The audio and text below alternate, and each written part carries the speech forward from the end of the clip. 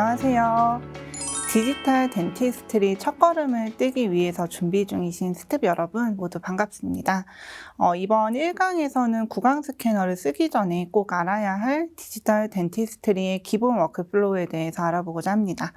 디지털 덴티스트리 언제부턴가 치과계에서 거론되는 일이 많아졌고 현재는 거부할 수 없는 진료 트렌드이기도 한데요.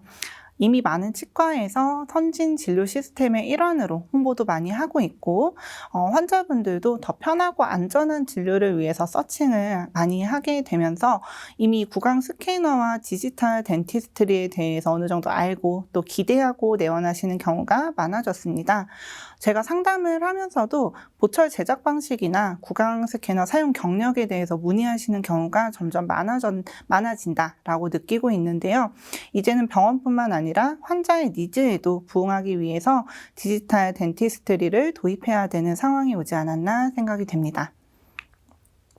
이미 기공소에서는 디지털 덴티스트리가 어느 정도 자리가 잡혀 있는 상태였습니다. 지르코니아 보철물을 제작하기 위해서 필수적으로 모델 스캐너를 사용을 하고 3쉐입이나 엑소캐드 그 외에 이제 처리 장치를 통해서 디자인을 한 다음에 출력 장치인 밀링 머신이나 3D 프린터를 통해서 결과물을 제작해내는 것이 그 과정인데요. 우리가 얘기하는 디지털 덴티스트리는 이 과정에 더해서 구강 스캐너나 콤빔CT 등을 활용해 직접 구강 데이터를 기공사에게 전달함으로써 기공 과정에 국한되어 있던 디지털화된 진료 과정을 진료실로 확장한 것을 얘기할 수 있습니다. 보통 캐디캠 진료, 치과 캐디캠이라고도 얘기를 많이 하는데 이 중 처리 장치, 프로그램을 활용해서 치과 보철물을 디자인하는 과정을 CAD라고 얘기를 하고요. 캠은 그 디자인을 실사로 출력해내는 과정을 얘기합니다. 구강 스캐너의 종류는 굉장히 많은데요. 국내외에서도 이미 대중화가 돼가고 있는 중이라서 이제 개발이 매우 활발하게 되고 있는 것 같아요. 그래서 끝에서부터 보시면은 아이테로, 트루 데피니션, 플랜스캔, 트리오스, 그리고 CS3500, 옴니캔, 메디트까지 각자의 특징과 장단점을 가지고 있는 구강 스캐너인 만큼 그 비용과 사용 방식에도 차이가 굉장히 많이 있습니다. 도입 전에 충분하게 조사를 하고 또 최소한의 경험, 요즘에는 데모나 이런 시스템도 잘 돼 있으니까 이런 것들을 경험해 보시고 나서 각 치과와 또 술자에 맞는 스캐너를 선택하시면 되겠습니다. 그리고 출력 장치에 있었던 밀링 머신인데요. 디지털 덴티스트리가 발전해 나가면서 구강 스캐너뿐만 아니라 그 데이터를 또 정확하게 출력해낼 수 있는 출력 장치들도 계속 개발이 되고 있습니다. 그래서 습식이냐, 건식이냐, 하이브리드냐, 축이 몇 개냐, 한 번에 얼마나 많은 케이스를 수용을 할 수 있느냐에 따라서 그 비용과 보시다시피 엄청 장치가 커요. 그래서 설치할 수 있는 공간, 만들 수 있는 보철물의 종류들에도 차이가 생깁니다. 원내에서 기공실을 운영하려면 필요한 장비 중에 가장 대표적인데요. 이런 준비들을 마치고 실제 진료실에서 진료 과정들이 이제 어떻게 편할 것인가, 과연 이런 것들이 아깝지 않을 것인가 하는 의문이 좀 생기실 수 있을 것 같습니다. 기존의 재래식 방법으로 보철을 제작하는 걸 모델 베이스드 워크플로우라고 얘기를 합니다. 그래서 임플란트를 예로 들면은 이렇게 구강 내 힐링 어버트먼트를 제거하고 코핑을 커넥션합니다. 보통 코핑 커넥션을 하고 인상 체득을 하기 이전에 치근단 사진을 촬영하게 됩니다. 환자가 이동을 한번 하게 되고요. 그 다음에 인상 트레이에 시적을 하면서 코핑핀이 통과해서 구해로 나올 수 있도록 구멍을 내주고요. 그 다음에 인상 체득을 하게 되는데 보통 이제 재료의 경화 시간이 5분 정도가 소요가 됩니다.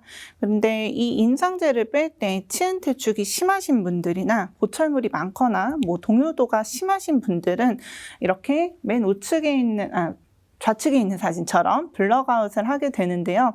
어느 부위까지 동요도가 이제 있고 그 다음에 인상을 체득하게 되느냐에 따라서 블럭아웃 해야 되는 범위가 좀 달라지게 되겠죠. 그 다음에 이제 기공소로 기공물을 보내서 보철물을 제작해 오게 되면은 아래 보이는 것처럼 모델과 검, 지글, 그리고 보철물 이렇게 모델과 보철물이 함께 오게 됩니다. 이 방법이 우리가 이전에 사용했었던 보철을 제작할 때의 진료 과정인데요. 다시 정리를 해보면은 인상 체득을 하고 그 다음에 스톤 푸어링을 해서 모델을 제작합니다. 그 다음에 모델 스캐너를 통해서 스톤 모델을 다시 디지털 데이터로 변환을 하게 되고요. 그 다음에 CAD 과정, 디자인을 하게 됩니다. 그 다음에 지르코니아 보철물이 제작이 되게 되는데요. 일반 크라운은 이렇지만 임플란트 같은 경우에는 대부분 이제 기공소에서는 커스텀 어버트먼트를 제작하고 그 다음에 그 어버트먼트가 제작이 되면은 어버트먼트를 다시 모델에 연결해서 스캔을 한 뒤에 지르코니아 보철을 제작을 하는 부가적인 과정을 같이 이제 진행을 하고 있습니다. 근데 이렇게 봤을 때 이미 익숙해져 있는 과정이기 때문에 이 과정들을 보고 뭐가 그렇게 문제가 되는데 하고 별다른 감흥이 없으실 수도 있어요. 모델 베이스드 워크플로우에서 가장 큰 단점은 사실 잘 들여다보면은 최소 3회 이상의 데이터 변환이 이뤄진다는 건데요. 처음은 이렇게 구강의 상태를 임프레션을 통해서 음영의 데이터로 전환하는 1차 변환, 그리고 그 인상제에 임프레션에 석고를 부어서 다시 양형으로 만들어내는 2차 데이터 변환, 그리고 그 모델을 다시 모델 스캐너를 활용해서 3차적으로 디지털 데이터로 만들어내는 3차적인 변환이 발생이 되게 됩니다. 그래서 각각 최소 3차 이상의 데이터 변환이 이뤄지게 되는데요. 이 과정에서 이제 술자의 역량이나 주변 환경들에 따라서 오차가 계속 발생이 될 수 있고요. 그게 가중이 되다 보면은 결국에는 이 변환할 때마다 발생하는 오차들이 최종 보철물의 핏과 퀄리티에 많은 영향을 줄 수밖에 없습니다. 그리고 이 과정에 들어가는 또 재료와 인적 자원의 소모 또한 무시하기가 좀 어렵습니다. 하지만 우리가 이제 알아가려고 하는 디지털 덴티스트리, 즉 모델리스 워크플로우는 이 모델 베이스드 워크플로우의 단점을 일부 보완할 수 있습니다. 그래서 모델리스 워크플로우, 말 그대로 모델이 없는, 모델을 제작하지 않는 방법을 얘기하는데요. 그러려면 구강의 데이터를 바로 작업할 수 있게 변환해주는 구강 스캐너가 필수입니다. 그래서 처음에는 그 구강 스캐너로 구강 데이터를 스캔해서 바로 그 데이터를 디자인을 하게 되고요. 그 다음에 보철물을 바로 출력하게 됩니다. CAD 과정에서 커스텀 어버트먼트와 지르코니아 크라운을 같이 디자인을 하게 되기 때문에 각자 환경에 따라서 이 어버트먼트와 지르코니아 크라운은 동시에 제작이 되게 됩니다. 이 모델리스 워크플로우에서는 구강의 상태를 디지털 데이터로 변환하는 이 인트라오랄 스캐닝, 첫 번째 과정에서만 데이터 변환이 발생하게 되는데요. 물론 이 역시도 술자의 역량과 케이스에 따라서 오차율이 달라질 수 있겠지만은 오차가 발생할 수 있는 기회 자체가 적다는 것이 어떻게 보면 메리트일 수 있습니다. 두 워크플로우 모두 CAD 디자인을 보철물로 출력하는 과정에서 오차가 발생할 수 있긴 합니다. 하지만 두 과정 다 포함되는 동일한 과정이라서 데이터 변환 횟수에는 제가 따로 언급을 하지는 않았고요. 이외에도 이 강에서 말씀을 드릴 구강 스캐너의 많은 장점들이 있는데 일단 1강에서 보철 제작의 이해를 돕기 위해서 전체 워크플로우를 한번 살펴봤고 이 제작 과정에 대해서 왜 처리 과정을 알아야 될까? 본만 잘 뜨면 알아서 만들어 오는 거 아닌가? 이런 생각을 하실 수도 있을 것 같아요. 근데 보철 처리 과정에 대한 이해가 있어야지, 이 과정 전체에 대한 이해가 어느 정도 있어야지 이후에 진료실과 또 기공실 간의 커뮤니케이션에 지대한 영향을 줄 수 있고 또 그게 보철 퀄리티에도 영향을 미치기 때문에 좀 지루하시더라도 한 번쯤은 기억하고 들어주시면 좋을 것 같습니다. 자, 앞서 보신 것처럼 모델리스 워크플로우의 첫 번째 과정을 보려고 하는데요. 첫 번째인 구강 스캔입니다. 저희 팀장님이신데 지금은 이렇게 스캔 화면을 보고 있어요. 그래서 이 환자의 우측에 서서 구강과 이 스캔 화면을 동시에 비교하면서 볼 수 있는 포지션에서 이제 진료를 하고 계시고요. 실제 구강을 스캔하는 화면인데요. 하악을 예시로 들어봤고 좌측에 있는 동영상 먼저 확인하겠습니다. 구회에서 봤을 때는 이렇게 교환면을 먼저 스캔을 하게 됩니다. 절단 부위는 치아가 얇기 때문에 약간씩 움직여가면서 스캔을 하게 되고 반대편 앞군까지 교환면을 떠준 다음에 설측 스캔을 진행합니다. 전체를 다 스캔을 하고 그 다음에 후방에서 다시 버컬로 넘어가서 협측도 스캔을 하게 되는데요. 이렇게 모든 부분을 스캔을 하고 나면은 전체적으로 기본 스캔이 마무리가 되게 됩니다. 구강 스캐너의 배면은 방금 보시는 것처럼 보통은 대부분 둥근 편이에요. 그래서 미러로 또는 다른 기구들로 리트랙션을 하기도 하지만은 스캐너 자체로도 조직에 큰 불편감을 주지 않은 상태에서 리트랙션을 할 수가 있습니다. 그리고 실제 스캔 화면을 한번 보시겠습니다. 이 실제 스캐너 화면에서는 아까랑 똑같은 방법으로 스캔이 진행이 되고 있는데요. 여기 하단에 보이는 이 화면을 따라서 이미지가 입력이 되고 있다라고 생각을 하시면 됩니다. 그래서 실제 그 진료실 내에서 구강 스캔은 지금 전악을 이제 스캔을 하고 있지만은 케이스에 따라서 촬영 범위가 이렇게 전체 스캔이 아니라 부분 스캔으로 파샬로 나눠지는 경우들이 훨씬 더 많고 보통은 이제 변형을 최소화하기 위해서 범위가 넓어질수록 이제 오차가 생길 가능성이 높기 때문에 이렇게 필요한 부분만 스캔하는 식으로 조절이 가능합니다. 그래서 우측 상단 보시면 이제 40초가 조금 넘어가고 있는데 전체 구강을 거의 다 스캔을 한 상태예요.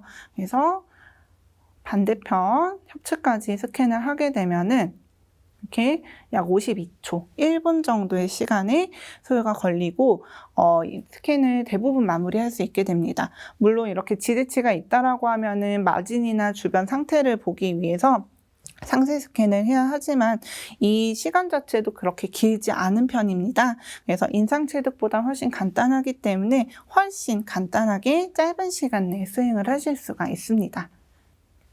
그 다음에는 이제 여기 디자인 과정인데요. 여기도 동영상 한번 보시겠습니다. 보통 디자인을 할 때는 좀 배속으로 빨리 했는데 교합평면 설정하고 임플란트 모델이니까 이제 픽스처 스캔바디의 라이브러리를 매칭해서 픽스처의 위치를 지정하게 됩니다. 치아마다 라이브러리가 있어요. 치아 형태도. 그래서 선택해서 비슷한 형태의 라이브러리를 갖고 와서 디자인에 활용을 하게 되고요. 구강 상태에 맞춰서 이 어버트먼트의 모양이나 아니면 보철물의 컨투어, 컨택, 교합 이런 부분들을 디자인하게 됩니다. 잇몸 내부 상태도 아까 봤듯이 스캔이 되기 때문에 이머전시 프로파일 설정과 이런 부분에 도움이 될 수 있고요. 차후에 보철을 관리하는 데 있어서 관리와 심리적인 부분에서도 조금 더 효과적일 수가 있습니다. 그래서 이렇게 어느 정도 디자인이 마무리가 되고 나면은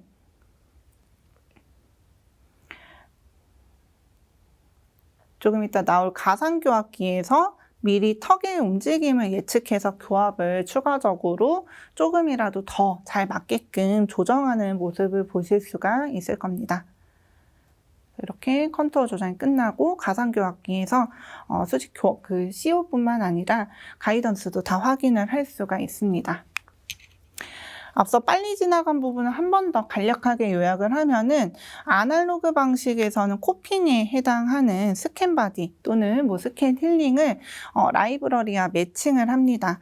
그 다음에 그 라이브러리에 맞춰서 픽스처의 위치와 깊이, 각도들을 확인을 하고요. 그 다음에 어버트먼트 디자인을 하게 됩니다. 그리고 상부 보철 디자인을 해서 저희가 최종 결과물을 만들어내게 됩니다. 그 다음은 이제 밀링 과정인데요. 여기 이 동영상도 한번 보실게요. 지금 보면은 이제 기계 설정 옆에 이렇게 지르코니아 블럭이 보입니다. 미리 프로그램 상에서 컴퓨터 상에서 지정한 위치의 디자인대로 밀링기가 이제 블럭을 갈아내는 모습인데요. 이렇게 밀링을 할 때 이제 버도 이쪽에 보시면은 존재하기 때문에 필요한 버들을 알아서 바꿔가면서 최대한 그 디자인 데이터와 맞게끔 갈아내게 되고요. 밀링이 끝난 지르코니아 블럭은 사실 저희가 알고 있는 지르코니아랑은 조금 차이가 있어요. 이때의 블럭은 굉장히 약하고 그 다음에 쉽게 깨질 수밖에 없는 상태입니다. 그리고 사이즈도 원래 치아의 사이즈보다 훨씬 더 큽니다. 이 이유는 뒤에서 나옵니다. 이 상태에서 이렇게 뭔가 텁텁하고 백목 같은 이 상태에서 컬러링이라는 과정을 진행하게 되는데요. 각 환자마다 또 치아마다 가지고 있는 고유의 색상들을 덧입혀주는 과정이라고 생각을 하시면 돼요. 그래서 도자기에도 저희가 유약을 바르면은 구워 나왔을 때 그 색과 나왔을 때 색깔이 달라 보이듯이 이 블럭에 칠한 색상들, 이렇게 파란 칠 색상이 왜 들어갈까 의아해 하실 수 있는데, 이런 색들이 아니라 실제 치아 색상과 어우러지는 색으로 이제 이 다음 과정 이후에 나타나게 됩니다. 그래서 이 다음 과정은 신터링입니다.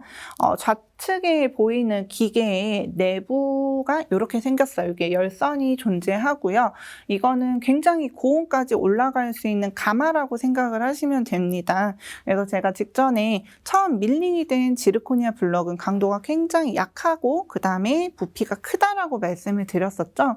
그래서 여기 동영상을 보시면은 이렇게 신터링이 되지 않은 블럭들은 쉽게 깨집니다. 하지만 신터링 과정 겪고 난 블럭들은 지르코니아, 우리가 생각하는 그 강도를 가지게 돼서 이렇게 내리쳐도 깨지지 않는 강도를 가지게 됩니다. 보통 1500도에서 1600도 정도의 고온에서 각 지르코니아 디스크의 권장 시간에 따라 신터링, 즉 소결을 하게 됩니다. 굽는다고 생각을 하시면 돼요. 그래서 뭐 소결도 종류가 여러 가지 있지만 급속 소결을 하는 게 아니라면은 보통 이제 뭐 사용자에 따라 좀 다를 수도 있고 제품에 따라 다를 수도 있는데, 저희는 보통 한 12시간 정도 신터링을 하고 있다라고 보시면 될 것 같고요. 이 과정에서 사이즈가 크고 그 다음에 굉장히 약했었던 지르코니아는 수축하게 돼요. 그러면서 단단해지고 실제 치아 사이즈와 또 동일해지는 변화를 겪게 됩니다. 이때가 돼서야 저희가 알고 있는 지르코니아 크라운의 모습이 드러나게 될 거예요. 일부 디스크들은 이제 이미 신터링이 거의 되어 있는 상태로 판매가 되는 제품들도 있기는 한데, 그거를 이제 밀링을 하려면은 그 밀링기의 부하나 그리고 또 잦은 버의 교체, 그리고 오래 걸리는 밀링 시간, 이런 것들 때문에 임상에서는 또 기공소에서는 소결 전 상태의 블럭, 보통 그린 블럭이라고 얘기하는데 이 블럭들을 많이 사용을 하고 있습니다. 그래서 임플란트 같은 경우에는 이 신터링을 하고 나서 어버트먼트와 이제 어느 정도 맞아 들어가기 때문에 그때 핏을 확인하거나 뭐 엠브레저를 조정하거나 밀링기가 차마 깎아내지 못했던 좀 얇고 상세한 부분들을 조정하게 됩니다. 그 다음은 이제 스테인과 글레이징 과정인데요. 보철이 거의 다 완성이 됐다고 보시면 되세요. 그래서 컬러링 과정에서 치아 색들을 한번 입혀주기는 했었는데, 사람의 치아는 굉장히 다양하고 복잡 미묘한 색상들을 가지고 있죠. 그래서 추가의 터치가 필요한 경우에 이제 이 과정에서 색을 한 번 더 입히게 된다라고 생각하시면 되고요. 요 이제 약재들도 우측에 포즐린 퍼니스에서 구워서 본래 색을 다시 나타내게 됩니다. 그 다음에 글레이징을 거쳐서 저희가 알고 있는 지르코니아 보철, 최종 보철이 나오게 됩니다. 그래서 이렇게 비로소 완성이 된 보철물은 환자의 구강 내에 장착이 되겠죠. 그래서 케이스를 몇 개만 좀 가지고 와봤는데요. 이렇게 1번에서 3번까지의 커브가 있는 공간에서도 치아 색상이 굉장히 다양하게 구현이 되죠. 보시면은 요 가운데와 마지날 리지, 절단 이런 부분들의 색상 차이가 다 있고요. 그 다음에 여기서 보시면은 컨투어도 굉장히 우수하고 자연스럽게 잘 제작이 됐어요. 그리고 여기 보시면은 요 3번 팁 쪽에 투명층의 재현도 무리 없이 된다. 이렇게 보시면 될 것 같습니다.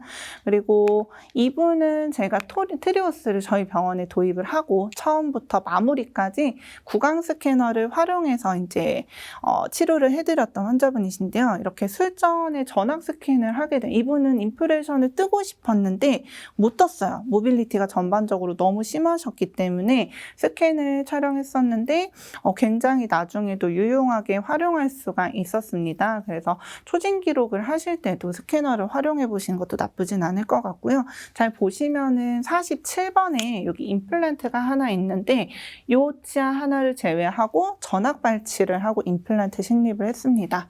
그래서 구강 스캐너와 디지털 덴티스트리 과정을 거쳐서 보철을 최종 장착한 후에 이제 저희가 확인하기 위해서 치근단 사진을 촬영을 했고요. 그거를 이제 나름대로 치아 위치별로 해서 연결을 해봤습니다. 그래서 어버트먼트의 커넥션들 여기 보시면은 내부 커넥션도 다 완전하게 핏이 된 걸 볼 수가 있고 마진 자체의 적합도도 우수하게 크게 문제 없이 된 것을 확인하실 수가 있습니다.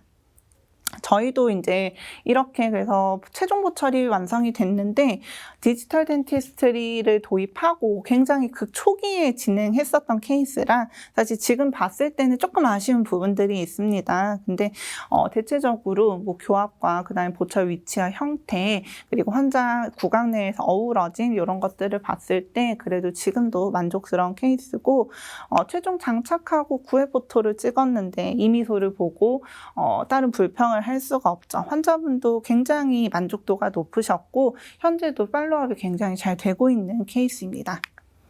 그리고 요거는 이제 최근에 진행했던 케이스인데 이분도 상악 풀 케이스로 전반적으로 이제 골소실이 좀 심한 분이셨어요. 그래서 여기 보시면은 이렇게 잇몸이 재현되어 있는 부분들 보통 PFM 보철에서 핑크 포셀린 올리듯이 치은도 같이 구현을 좀 해놨고요. 너무 잇몸이 많이 상해서 그래서 아무래도 이런 식으로 보철이 들어가게 되면 이제 관리에 대한 걱정을 할 수밖에 없는데 어쩔 수 없이 너무 불가피했어요.